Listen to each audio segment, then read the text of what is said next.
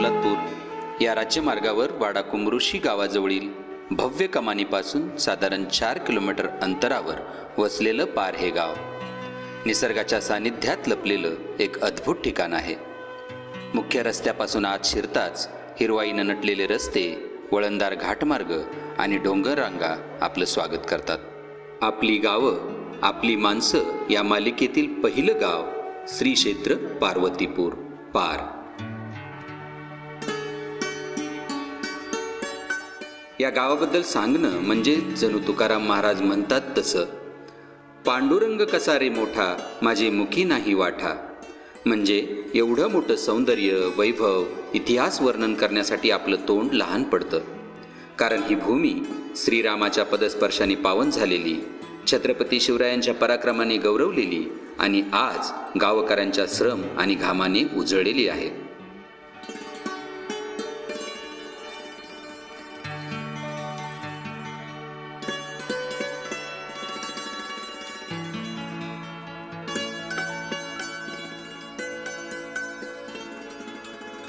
पार अर्थात पुरातन काळापासून पार्वतीपूर या नावाने प्रसिद्ध असलेलं महाबळेश्वर तालुक्यातील एक रमणीय गाव.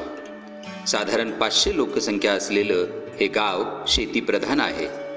भात, नाचणी, गहू आणि फळबागा ही इथली मुख्य शेती.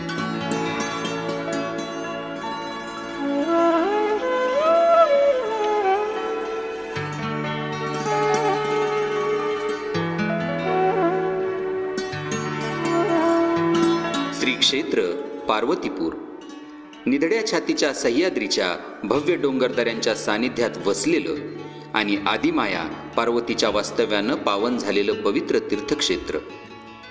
पुराण काळात क्रोधायमान झालेल्या महाबळ आणि अतिबळ या दैत्यांना आवरणे कठीण झालेल्या ब्रह्मा, विष्णू, महेश यांच्या विनवणीस अनुसरून आदिशक्तीने मोहमायेने या दोन्हीही दैत्यांना पराभूत केल्यानं या जगन्मातेची स्मृती म्हणून श्री विष्णूंनी कोयनेच्या परिसरात जिथे रामवरदायनी या नावाने पार्वतीची स्थापना केली तेच हे पार्वतीपूर.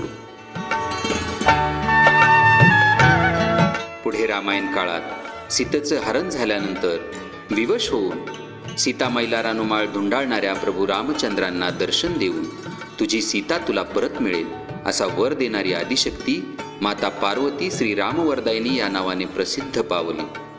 प्रभू रामचंद्रांनी माता पार्वतीची स्थापना केली ते हेच तीर्थस्थान पार्वतीपूर. मंदिरासमोर उभं राहिलं की मनात एक अनामिक शांतता दाटून येते. असुरांचा संहार करी भवानी, भक्तांच्या रक्षणाला सज्ज करणी, रामवरदायनी आदिशक्ती, तुळजा माऊली सुख देते भक्ती. गावाच्या वेशीवर कोयना नदीवरील शिवकालीन पूल आजही तितक्याच दिमाखात उभा आहे. हा पूल केवळ छत्रपतींच्या काळातील वास्तुकलेचे अप्रतिम उदाहरण नाही, तर गावाच्या शौर्य, पराक्रम आणि ऐतिहासिक परंपरेचे प्रतीक मानला जातो. गावातील जुनी बाजारपेठ त्या काळी महाड पंढरपूर मार्गावरील महत्त्वाचे व्यापारी केंद्र होती. तिच्या अनेक खुणा आजही गावाभोवती पाहायला मिळतात, ज्या त्या काळच्या गजबजलेल्या व्यवहारांचे साक्षीदार आहेत. म्हणूनच पूल असो वा बाजारपेठ हे दोन्ही वारशाचे ठेवे गावाच्या इतिहासाला जिवंत ठेवतात. गावातील प्रत्येक जण त्यांचा उल्लेख अभिमानाने करतो. गावात इयत्ता 7वी पर्यंतची शाळा आहे, जी मुलांना फक्त शिक्षणच नाही तर संस्कारही देते.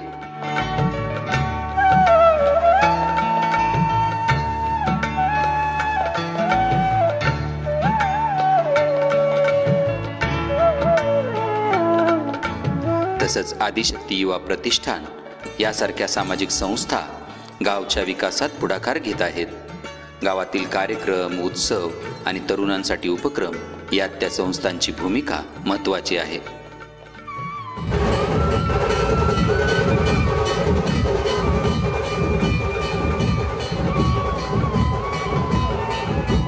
पार हे गाव परंपरा आणि श्रद्धेत समृद्ध आहे. सण उत्सव म्हणजे गावाच्या जीवनाचा अविभाज्य भाग. 7 दिवस चालणारा देवीचा यात्रोत्सव, नवरात्रोत्सव, गणेशोत्सव, दिवाळी, रामनवमी, होळी या सगळ्या वेळी संपूर्ण गाव एकत्र येतं. गावातील एकोप्यामुळे या परंपरा आजही टिकून आहेत. आजही इथल्या लोकांमध्ये निसर्गाशी जवळीक आणि साधेपणाचं जीवन यांचं प्रतिबिंब दिसतं.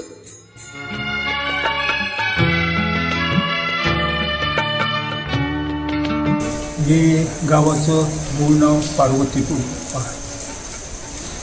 मूळ जर सांगायचं म्हणजे तर आता ज्या ठिकाणी क्षेत्र महाबळेश्वर आहे त्या ठिकाणी ब्रह्मविष्णू महेश यांनी अतिबळी महाबळीचं युद्ध सुरू झालं. सर्व राक्षस मारले गेले. महाबळी काही तिन्ही देवांना आठवला. मग पार्वती जरी शंकराची पत्नी होती तरी आदिशक्ती या नात्यानं तिन्ही देवांनी इथं आराधना केली आणि त्यामुळं पार्वतीनं त्याच्यावर मोहिनी टाकून त्याला स्वतःहून मारायला परावृत्त केलं. आणि म्हणून विष्णूंनी सांगितलं आम्हाला तिघांना वर दिला, वरदायी स्थापना कुठं करतो. त्यांनी सांगितलं बाण मार, जिथं बाण पडेल तिथं स्थापना कर. तोच बाण ह्याच गावच्या घाटमाथ्यावर पडला, तिथं विष्णूंच्या हस्ते वरदायीनी स्थापना झाली. ती आता उजव्या साईडला मूर्ती ती वरदायी.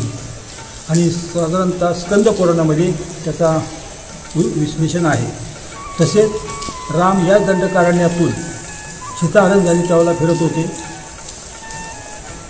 गिरी पर्वतावर रामनाम घेत होते शंकर. त्यावेळेला पार्वती मातेनं थोडी चेष्टा केली म्हणले मी फसवतो. शंकर जाऊ नका म्हटल्यानंतर ती स्वतःवर सीतेचं रूप घेऊन पुढ्यात उभी राहिली. लक्ष्मणाने सांगितलं दादा डोळे उघडा, माता इथं आले. डोळे न उघडता माते तू का आलीस म्हणून पाय धरले. पार्वती प्रगट झाली. पार्वती वर दिला.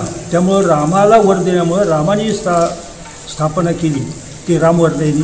असे ह्या देवस्थानचं पूर्वीपासून इतिहास आहे. या गावाला भविष्यात पर्यटन आणि कुटीरोद्योग या क्षेत्रात मोठी संधी आहे.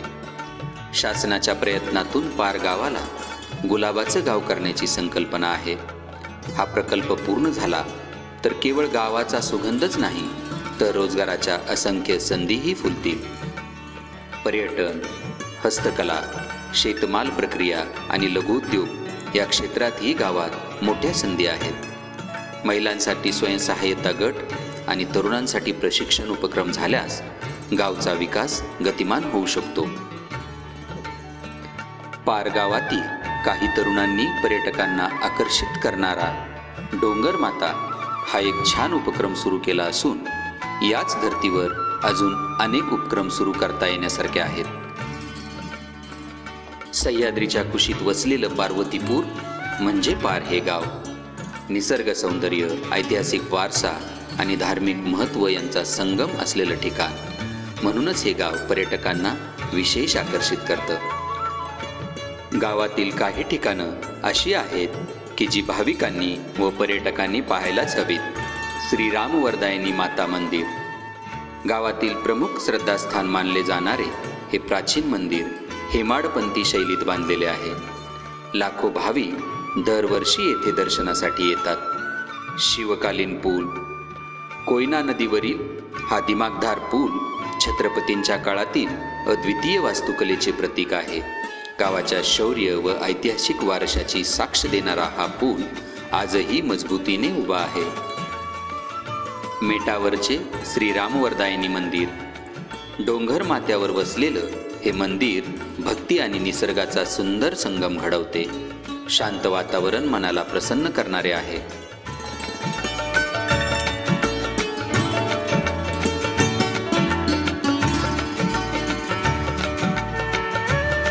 पांडवकालीन हौद.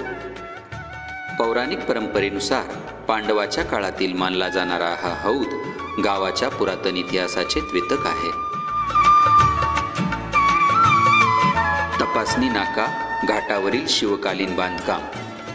छत्रपतींच्या काळात उभारलेली ही रचना संरक्षण आणि मार्ग नियंत्रण यासाठी महत्त्वाची मानली जाते. ती आजही इतिहासाची जिवंत साक्ष आहे. या परिसरात बऱ्याचदा गव्यांचे दर्शन होते.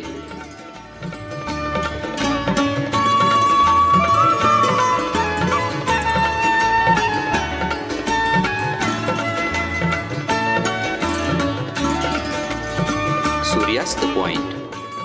संध्याकाळच्या वेळी येथून दिसणारा सूर्यास्त निसर्गप्रेमी आणि छायाचित्रकारांसाठी अविस्मरणीय ठरतो. रणतोंडी व बोचेगळी घाटमार्ग.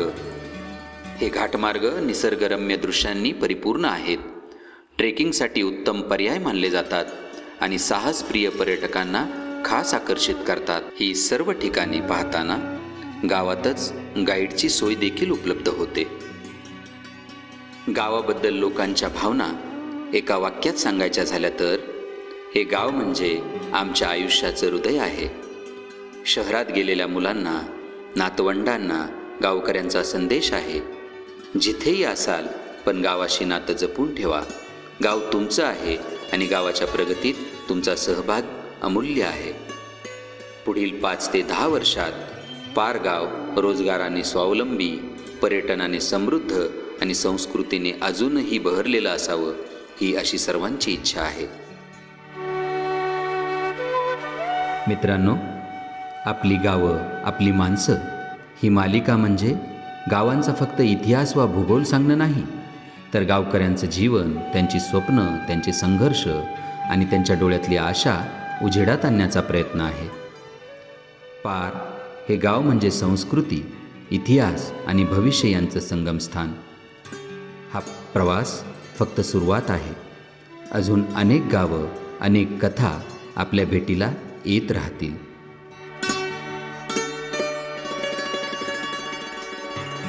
प्रभू रामचंद्र आणि छत्रपती शिवराय यांच्या पदस्पर्शाने पावन झालेल्या या पार्वतीपूर पार गावामध्ये आज केदारेश्वर आणि आदिमाया आणि शक्ती श्री रामवर्धन यांच्या वास्तव्याने पूर्णभूत झालेली भूमी. प्रतापगडचा रणसंग्राम हे इतिहासातील एक सुवर्ण पान. महाराजांच्या जीवनकाळामध्ये मधील फार मोठी लढाई जी झाली ती मुख्यत्वे प्रतापगडचं युद्ध म्हणून जी गाजली, ते प्रतापगडवर हे युद्ध झालं नसून हे या प्रतापगडच्या सावलीमध्ये, प्रतापगडच्या पायथ्याशी असणाऱ्या पार या गावामध्ये झाली. प्रभू रामचंद्रांना ज्या आदिमाया आदिशक्ती पार्वतीने वर दिला तो याच गावामध्ये दिला. त्यामुळे धार्मिक अनादी काळापासून या गावाचं महत्त्व हे इतिहासामध्ये वलयांकित झालेले दिसून येते. ब्रह्मा, विष्णू, महेश या तिन्हींची गुरु असणारी आदिशक्ती. त्यामुळं संपूर्ण भारतामध्ये देवताची, पार्वतीची अनेक रूपं आपण पाहतो. तरीही ही रामवरदायिनी, तिला त्या वरदायिनीला या तिन्ही देवतांनी गुरु मानले म्हणून या देवीचा वार गुरुवार मानला जातो. आणि असं हे सह्याद्रीच्या कुशीत आणि महाबळेश्वरच्या सावलीमध्ये प्रतापगडच्या पायथ्याशी असणारं पार हे गाव. आमचा जन्म या गावात झाला. आज हे गाव निसर्गानं संपन्न जरी असलं तरी पर्यटन स्थळ म्हणून अजूनही या गावाचा म्हणावासा विकास झालेला दिसून येतो. रस्त्यापासून, हम रस्त्यापासून 3 किलोमीटर आत असणारं हे गाव असल्यामुळे आणि या आधी अनेक वेळा प्लेगच्या साथ किंवा साथीच्या आजारामुळे या गावातील लोकसंख्या ही उठून इतर गावामध्ये गेल्यामुळं तिथली लोकसंख्या फार कमी मधल्या काळामध्ये दिसून आली. मात्र भाविकांच्या, ग्रामस्थांच्या एकीमुळं आज या देवस्थानचा विकास झालेला दिसून येतं. या गावामध्ये अनेक उत्सव साजरे केले जातात. त्यामध्ये महत्त्वाचे 2 म्हणजे 7 दिवस चालणारी गावची यात्रा, चैत्र अमावस्येपासून वैशाख षष्टीपर्यंत चालणारी. त्याचबरोबर नवरात्रात 10 दिवस हे मंदिर आणि हे गाव भाविकांच्या गर्दीने फुलून जातं. आपली गावं, आपली माणसं या मालिकेच्या प्रवासात आमच्यासोबत राहण्यासाठी रांजणे क्रिएशन या चॅनलला सबस्क्राईब करा आणि बेल आयकॉन प्रेस करा. धन्यवाद.